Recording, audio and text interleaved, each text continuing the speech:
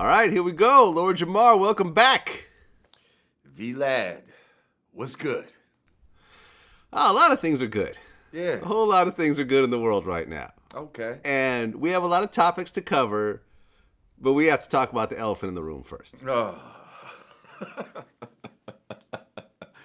Now. God damn it. Let the record reflect.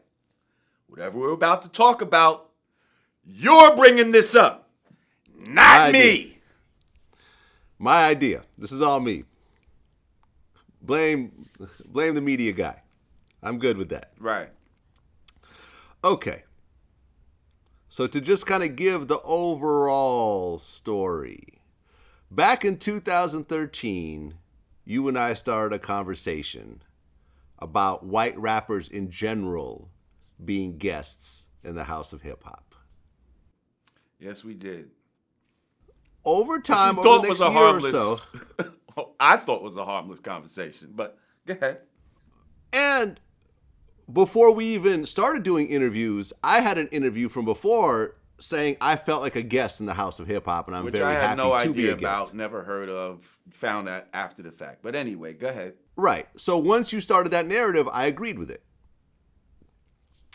Over time, Eminem became part of that conversation as a guest in the House of Hip Hop. Well, no, how he became a part of the conversation is you said Eminem too. And I'm like, yeah, Eminem too. Like all of them. Eminem, Beastie Boys, Rick Rubin, all of them. All of them. All of them. And over time, many rappers have kind of chimed in on this topic, like Schoolboy Q, Pharoah Monch from Organized Confusion, Royce the 5'9", lots of different people. Yellow Wolf, the list goes on, because a lot of times in my interviews, I would incorporate this question and get an interesting answer. So this kind of kept going. At one point, you was incorporating it a little too much, but whatever. Go ahead. Whatever. So then, to just kind of speed along this part, Eminem dropped Kamikaze, and he responded to you about being a guest in the House of Hip Hop and saying, I belong here, clown, and, start naming all the people that he brought in, like 50 Cent and so forth. And then in his new album, he responded to you again, and he said that if hip-hop was a house, then really G-Rap and Rakim would have you mopping floors and so forth. Mm-hmm. And everyone pretty much thought that was the end of that. Well, then he also went over to Abu Dhabi and got on the mic and said some shit about me in between those two things. In between, exactly. Although he didn't really address the House of Hip Hop in that particular. No, but he just addressed his disdain for Lord Jamar. Disdain for Lord Jamar. Uh-huh. So, just recently, a friend of mine, Crooked I, who's collaborated with Eminem a lot in Slaughterhouse as well as on Eminem's solo projects, did an interview with Eminem. And in the interview, he asked how Eminem feels about white rappers being a guest in the House of Hip Hop. So Eminem responded. He said, with the whole beef of a certain person, meaning you. You were quick to say my name on a diss track, but now when you admit this shit, you don't want to say my name. But go ahead. He said, I never said I wasn't a guest. I'm absolutely a guest. Right. And there you have it, 7 years later. Right. So why were we going through this in the first place? You never said you weren't, but you never said you were until now. Like,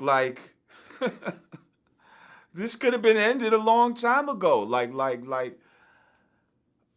not that it's even anything like, I don't even feel like, like he even used the word beef in there. Like, this was no beef. Like, this was just me stating my fucking opinion and a bunch of fucking stands having a problem with it. And then them, amplifying some shit so much back to him that he had to respond. Like really the stands, I feel, are responsible for a lot of this fucking back and forth shit. Like, you know what I mean? I hear the shit that they say to me. He hears the shit that they say to him. And it just fucking conflates the whole fucking shit. You know what I mean? But at the end of the day, this was no real beef or whatever, and all my points were proven. You know what I mean? I don't take this as any personal victory or anything like this. This is actually, I said this on my show. This just speaks to the power of the soil. Okay? I represent the voice of the soil of hip hop.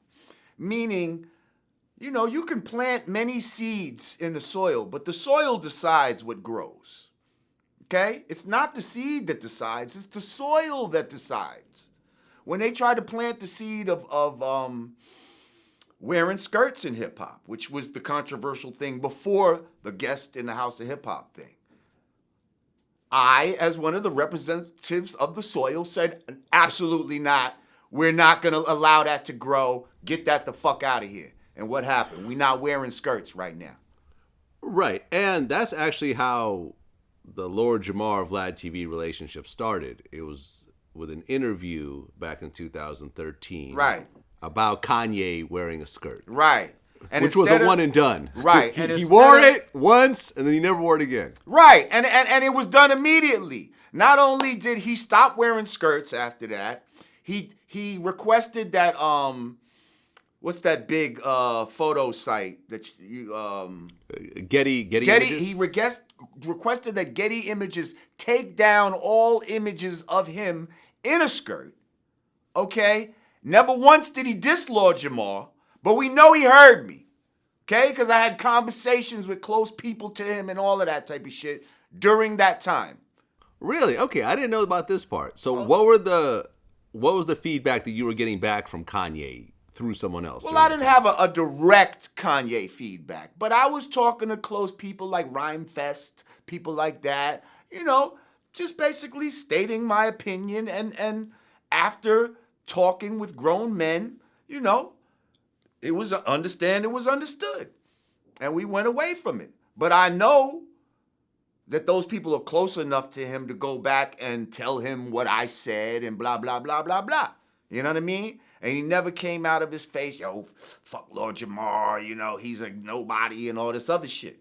He just took the shit and probably reflected and was like, you know what, he's right. You know what I mean? He is one of these speaking for the soil type motherfuckers. That's what people like about me, because I say the shit that a lot of people will not fucking say.